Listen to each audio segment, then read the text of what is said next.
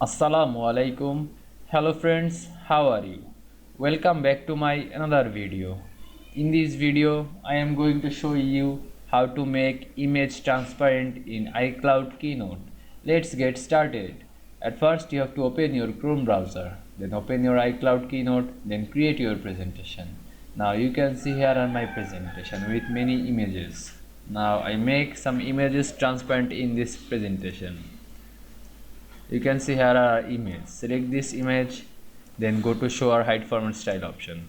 Now you can see our opacity option. Now I drag on my mouse to left to decrease this image opacity. Now click outside of this image. Now you can see I make image transparent in iCloud Keynote very easily. I hope you enjoyed my video. Please like, comment, share and subscribe my channel.